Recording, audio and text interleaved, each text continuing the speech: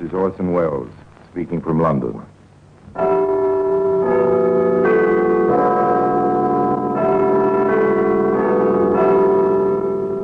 The Black Museum. A museum of death. Yes, here in the grim stone structure on the Thames, which houses Scotland Yard, is a warehouse of homicide, where everyday objects, a cotton reel, a tobacco pouch, a bootlace, all are touched by murder.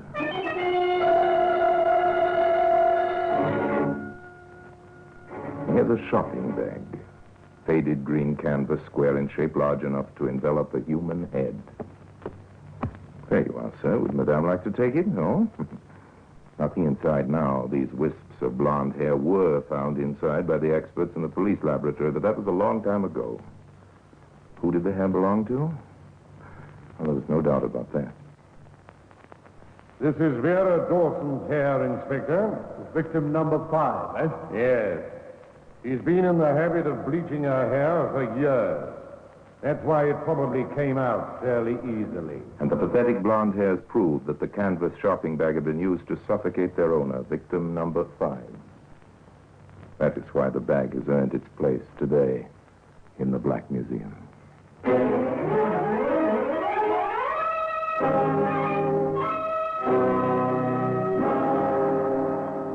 From the annals of the Criminal Investigation Department of the London Police, we bring you the dramatic stories of the crimes recorded by the objects in Scotland Yard's Gallery of Death, the Black Museum.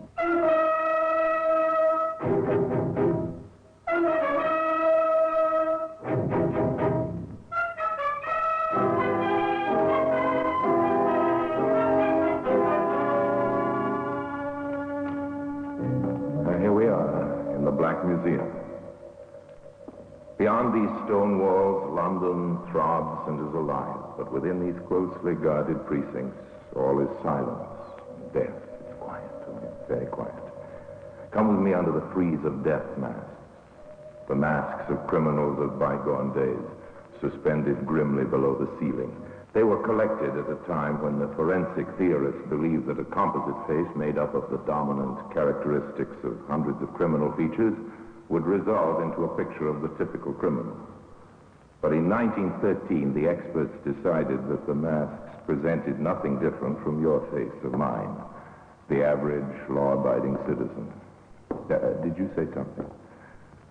Up there, you know that face. Yes, it's Heinrich Himmler, the German Gestapo chief. That mask was taken a few hours after he bit into a phial of potassium cyanide as he stood before his British captors at Lüneburg.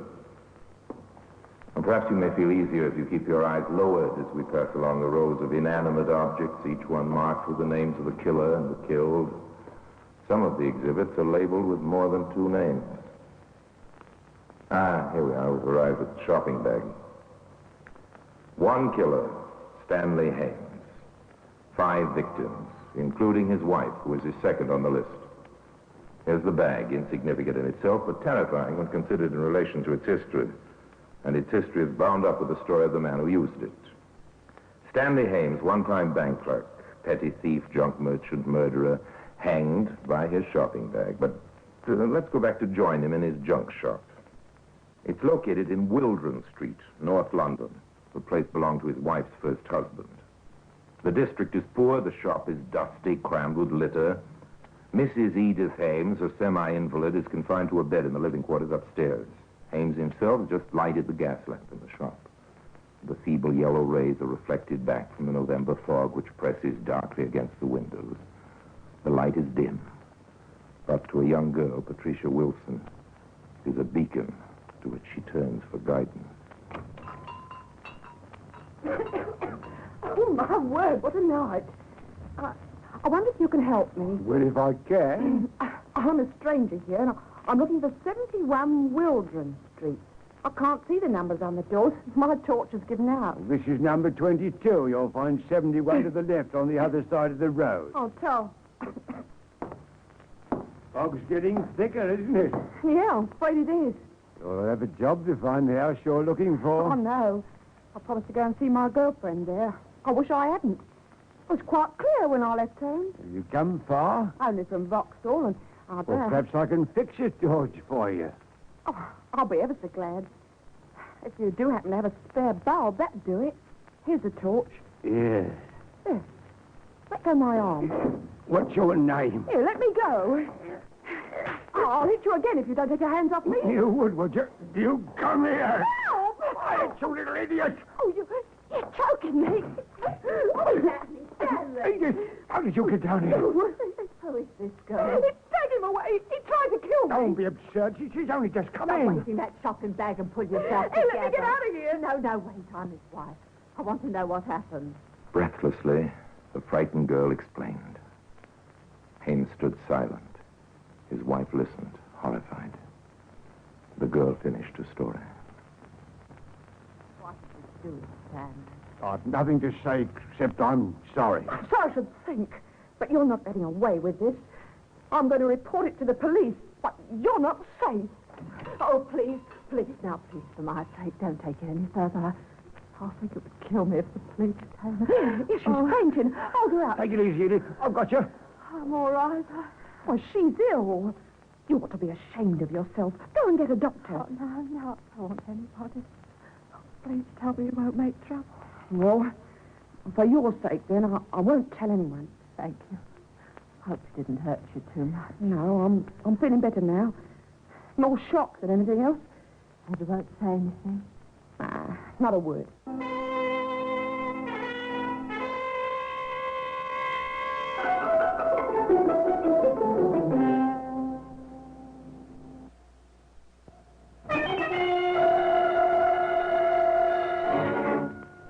In her efforts to avoid a scandal, Edith Hames had signed her own death warrant. Police intervention at this stage might have prevented her husband from following the path which leads to the scaffold. As it was, Patricia Wilson kept her promise and nothing happened. The weeks passed, and slowly in the dark mind of Stanley Hames, strange ideas began to take shape. The brief encounter had triggered off a demon that must be satisfied. And at last, the fatal opportunity presented itself in the comely form of a Miss Sylvia Parks, age 27. Good evening. Can I see the second-hand dolls pram you got advertised in the window? Yes, it's at the back of the shop if you'd like to have a look. It's my sister's little girl. She's 8 tomorrow, and I can't afford much. Oh, well, this is a bargain. I only picked it up 2 days ago. There it is. Oh, I don't think much of that. I thought there was a catch. Oh, you have a good look at it. You won't do better for the money. Oh, no. That wants painting. Here. What you doing? Oh. This time there was no noise to attract the attention of the invalid upstairs. With one powerful hand over his victim's mouth, Hames reached for the canvas shopping bag. Slipping it over her head, he drew the cords tight. And there was silence. That stopped her. I must get her out of sight. Gently does it. Edith mustn't hear. Now, loosen the floorboards by the back door. I must put it down quickly. Sylvia Parks disappeared into the 4-foot cavity between the foundations of the building and the floorboards above the ground floor. But although Mrs. Hames may have heard nothing upstairs, she must have sensed the horror below. Quite suddenly, before her husband could replace the boards, she appeared at the door, leaning heavily on her stick for support. What's that? And what is that? Nothing's happened. Why the devil you creep up on me? I can't stand it. Get back where you belong. You've done something. Get out. What are you doing down there? I thought I'd smelled gas. I've been looking at the pipes. That woman's hat on the floor. Where is she? Get out! Get out! She's down there. I could see her foot. Ah!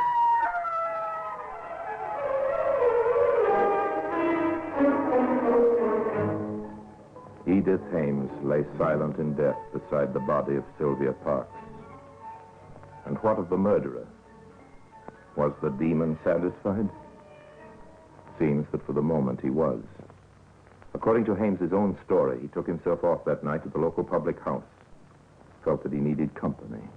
Live company. All right, if it isn't the old junk man himself. How's business, chum? Business is fine. Well, you wouldn't think so looking at that shop of yours. It looks like a blooming morgue. Why don't you give it a good clear out, eh? If you'll look after your own affairs, I'll attend to mine. All right, I was only kidding. Here, have a drink. Now. Yes, I will. I'll have a large scotch. Oh, getting your own back, eh? All right, I asked for it. Large scotch for Mr. Ames, please, Sally. Okay, celebrating, are you? Yes, I'm celebrating. Yeah, how's that wife of yours? Is she any better? My wife? Oh, yes, she's much better now. Oh, I'm glad about that. She used to be a regular in here when she was married to... Well, I've known her a long time, of course. Yes, longer than I have. Well, tell her Joe was looking after her, will you? Me and the missus have promised to come round and see her one night. Oh, well, didn't you know she's going to stay with her married sister in Birmingham? Has she? I never knew she had a sister up there. Oh, yes. Oh, well, yeah, here's your drink. Bottoms up. Now I see why you're out on the loose. Oh, cheerio. That's all. I needed that. Whoa, it's not much fun living on your own, is it? Oh, I'm as miserable as sin when my missus pops over to see her mother.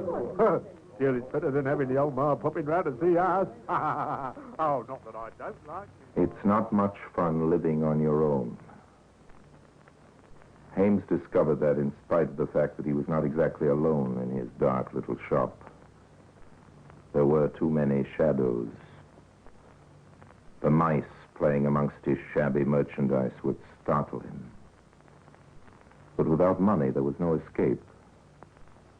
So he decided to let the back bedroom, and he advertised it discreetly in a small journal which was not circulated in his home district. His lodger would have to be a complete stranger, and so he turned out to be. But he couldn't escape from the faded canvas shopping bag, which has earned its place so well in the Black Museum.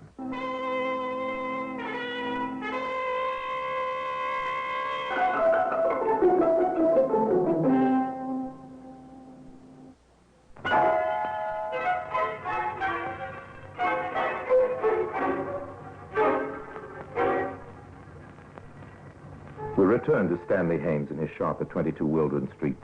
The advertisement for a room to let has produced its result, and the back bedroom is occupied by a short, middle-aged man with square shoulders and wary eyes. He calls himself George Smith, which is as good as any other name, but Hames is suspicious. The lodger never ventures out except for brief moments during the hours of darkness. He behaves like a man who has something to hide.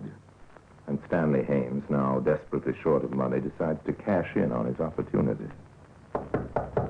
Who's there? Only me. Want to speak to you. What do you want? Oh, I hope you find the room comfortable. Suits me. Yes, it's well tucked away, isn't it? Nobody would look for you here. What are you getting at? Nothing. But I'm afraid I've got to increase your rent. Ah, it's like that, is it? Yes, it is. I'm no fool. You dirty little runt, I'll break you in half. Think so? I've got strong hands, you know. And if I did happen to disappear, things would become even more complicated for you, wouldn't they? I don't know what the devil you're talking about. Well, I'm increasing your rent from £1 a week to £5 a week. Oh, and you thieving If you don't swine. like it, you can get out. I see. All right. I'll give you 3 quid. That's my limit. It's 5 all out. For 5, you get food and protection. So you found out who I am, eh? Yes. Okay. I'll take your turn. Here's your first, Father. The bluff has worked. Hames had no idea that his lodger was, in point of fact, Gary Saunders, a wanted man. His partner had squealed on him following a vicious case of robbery with violence. Now every policeman in the country was on the lookout for him. But how infinitely safer he would have been in jail. As it was, his hush money restored Hames to his old self, and once again, the demon started working. Towards the end of January, the murderer met a painted lady who agreed to visit his home. It was during the night that Smith, alias Saunders, was awakened sharply from an uneasy slumber. He jumped from his bed, crossed the narrow landing, and burst into the room which he knew Hames occupied. It was a pretty clear case of murder. By heavens, take that thing off her head. How dare you come in here? Take that bag over. Get out of the way. Stop. Stop. You pay for this. She's dead. You've killed her. Yes. She's dead, isn't she? But who did it? You or me. What do you mean, you murdering devil? I happen to have a clean record. My word will carry more weight than yours, I imagine. Oh, you'd frame me, would you? You're not fit to live, Ames. Why, Sandra, I'm going to get the police. I'll take what's coming to me. But you're going to swing for this. I don't think so. Drop that knife. I'm not going to speak for you or anybody else. Nobody knows she was here and nobody knows you're here. Get back. Now. No, don't do it. I told you I had strong hands.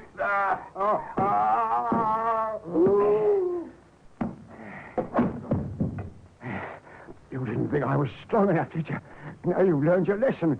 I can't be beaten.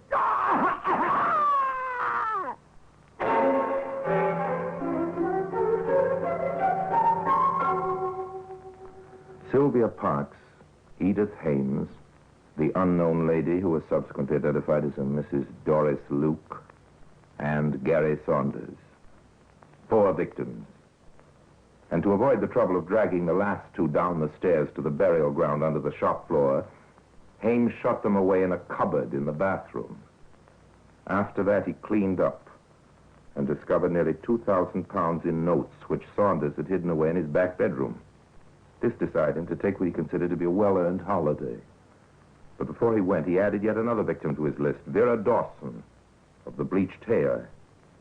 We don't know how she was lured into his death shop, but we do know that she left some of her hair inside the canvas shopping bag. And at this point, I will hand you over to a young man who was the key witness in the case against Mr. Hames. He's Mr. Peter Johnson. My wife and I were the unfortunate couple who rented the Hames shop. When we met him, he seemed to be just an ordinary sort of chap. He told us he'd redecorated the whole place and was going off to Birmingham to join his wife. Well, for years, you know. Her sister's been very good, but I've decided to find a little place in the country for her. Well, that's probably the best thing. As you see, the shop's empty now, and I've cleared all my old stuff out, and I think it looks quite nice and bright, don't you? Oh, yes. I think it's just what we've been looking for, don't you, Peter? There you are, Mr. Hames. The wife likes it. We're in. Oh, good. I'm sure you'll be very happy. You wanted 6 months' rent in advance, I believe. That's right. I'll write you a check now. You haven't got cash? Oh, not for that amount, but the check won't bind. Oh, no, of course not. Well, here it is. It's all ready for you. We really made up our minds to take the place yesterday, you see, but, well, Julie wanted to come back today just to make sure. Well, I know you're going to be happy here. We've been happy. Here are the keys. Now I'll leave you to sort things out on your... It was 4 o'clock on a Saturday afternoon, so Stanley Hames was fortunately unable to cash the check as the banks were then closed until the Monday morning. In the meantime, Peter and Julie Johnston were having a busy weekend. They camped in the front bedroom for the night, and early on Sunday, the young wife was measuring the floors for carpeting, while her husband was fixing a glass-fronted cabinet in the bathroom. What's the matter, darling? Oh, I've hit my finger with a hammer. Oh, have you hurt yourself? No, just flattened my first finger. Oh, but, this is funny. I'm glad you're cheerful about it. No, I mean the wall here. Don't do that, Peter. You're marking the paper. It's hollow. There must have been a cupboard here, and old Hames has covered it in for some reason. I say, we could do with a cupboard. There isn't one in the whole place. Well, there's one here, all right. But, I'd have to redo the wall if I opened it up. Oh, you'd better leave it then. Just pass me that chisel. There's a sweet. Mm-hmm. Thanks. I'll just open a little hole and see how big it is inside. It might not be worth opening the whole thing. Oh, careful. Perhaps Mr. Hames will be angry if he comes back and finds what you've done. Oh, don't worry about him. I've paid him enough rent anyway. Here it comes. Good. Now, give me the torch, will you? Here you are. Thanks. Yes, there's bags of room behind here. We'll soon see it. Oh, Peter, what is it? I think I'm going to be ill. Oh, darling. Get out of here. Go on, right outside. Why? Why? I can't talk. Just get right out into the street. Oh. Quick, come on.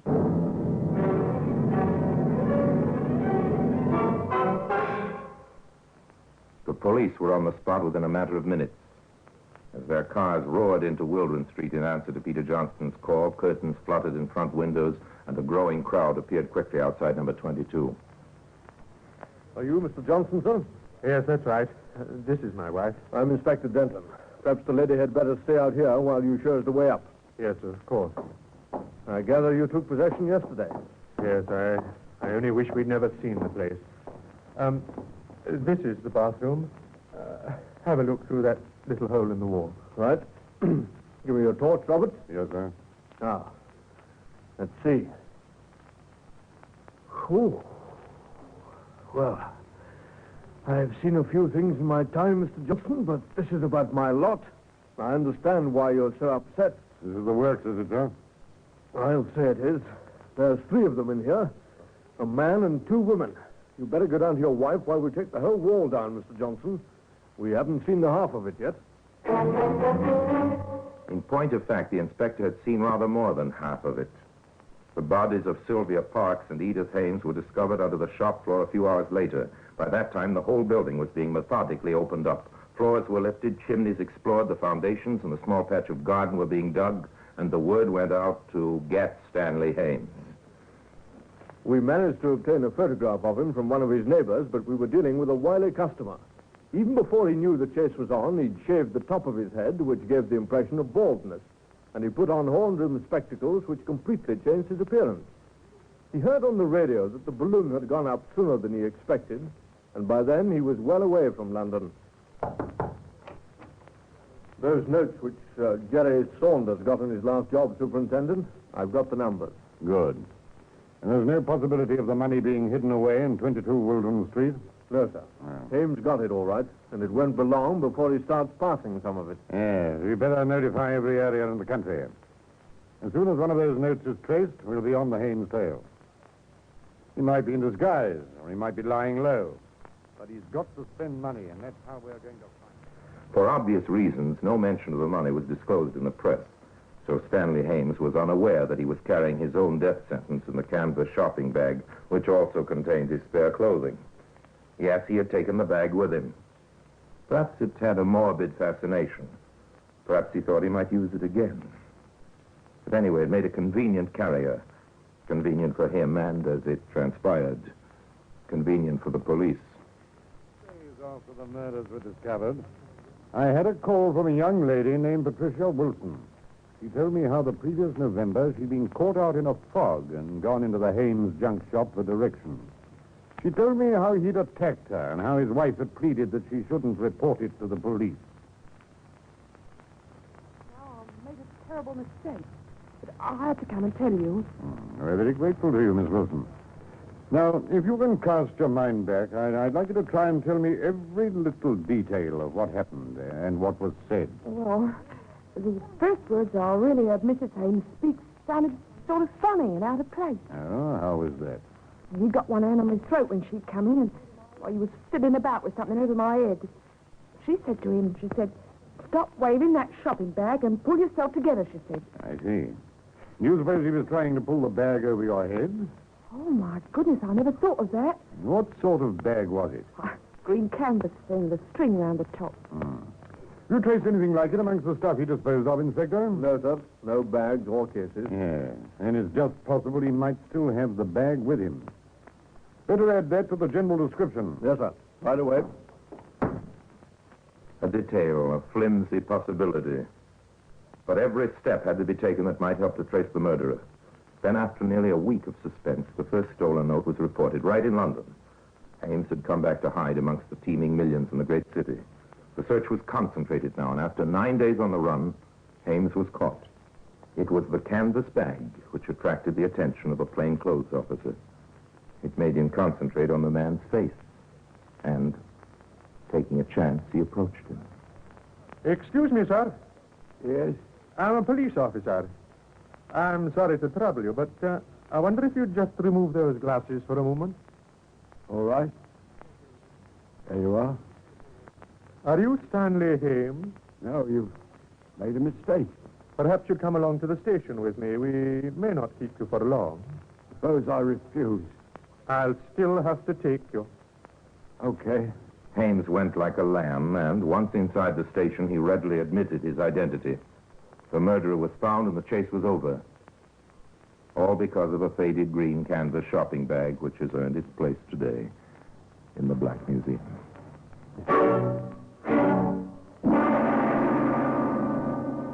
Orson Welles will be back with you in just a moment.